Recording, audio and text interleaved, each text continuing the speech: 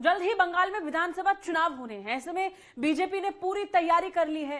तो वहीं बंगाल चुनाव में उत्तर प्रदेश के मुख्यमंत्री योगी आदित्यनाथ की भी एंट्री हो गई है। मालदा में रैली करते हुए मुख्यमंत्री योगी आदित्यनाथ ने बंगाल से ममता दीदी की विदाई का ऐलान कर दिया। वहीं बिहार में जीत मिलने के बाद पश्चिम बंगाल में भी योगी फैक्टर काफी अहम माना जा रहा है।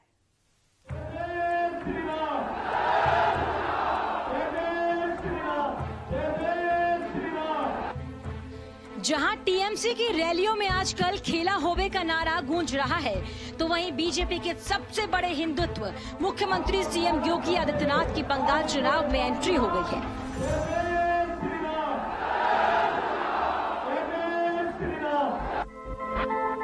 सीएम योगी की एंट्री के बाद टीएमसी की नींद उड़ गई है।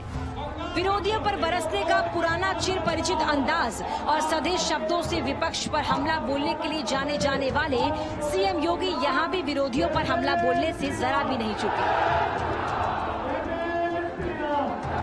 सीएम योगी के इस जय घोष ने ममता दीदी की नींद जरूर उड़ा दी होगी। बंगाल में बदलाव को लेकर मैदान में उतरे बीजेपी के सबसे बड़े स्टार प्रचारक सीएम योगी ने मालदा से ममता की विदाई की भविष्यवाणी कर दी। ये विकास में रुचि नहीं लेना चाहते। सीएम योगी की बंगाल में एंट्री के बाद रामद्रोही नाम की भी एंट्री हो गई। सीएम योगी ने कहा कि जिसे राम के नाम से परहेज है उसका बंगाल में कोई काम नहीं। राम के बगैर भारत का कोई काम ही नहीं, और जो रामद्रोही हैं उनके अभी भारत में कोई काम नहीं, बंगाल में कोई काम नहीं। ये संकल्प हम सबको लेकर के चलना है। मालदा में मुस्लिमों की आबादी 51% से ज्यादा है, वहीं हिंदुओं की आबादी भी यहाँ 47% से ज्यादा है। माना जाता है कि मालदा में मुस्लिम वोट जिसके साथ होते हैं, चुनाव में जीत उसी की होती है।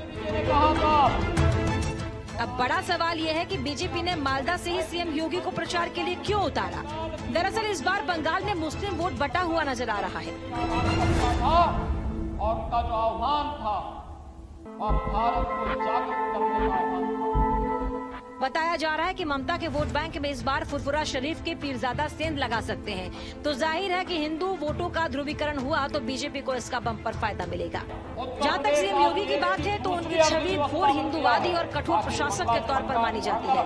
यही वजह है कि बीजेपी इसका फायदा उठाना चाहती है। इस बार मालदा का मुस्लिम वोट ममता दीदी से नाराज है और बीजेपी इसी का फायदा उठाकर जीत की इबारत लिखना चाहती है।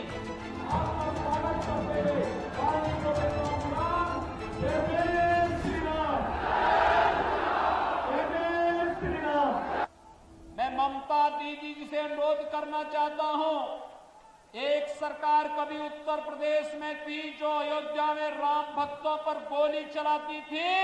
उस सरकार का और आपने देखा है क्या हो गया है, और अब बारी बंगाल में टीएमसी की सरकार की है।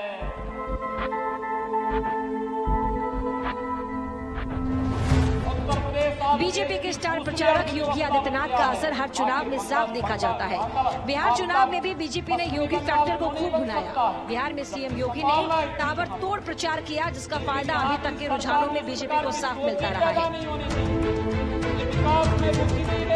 बिहार में सीएम योगी ने 6 दिन में ताबड़तोड़ 18 रैलियां की थी।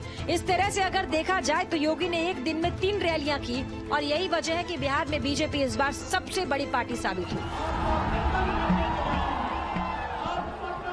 भगवाधारी सीएम योगी की बंगाल में एंट्री के बाद योगी फैक्टर कितना भारी है, इसका अंदाजा तो इस बात से लगाया जा सकता है कि मालदा में हुई योगी की रैली के बाद से ममता दीदी परेशान है, तो बीजेपी भी जानती है कि हिंदू वोटर्स को लुभाना है तो सीएम योगी की बंगाल में एंट्री जरूरी है।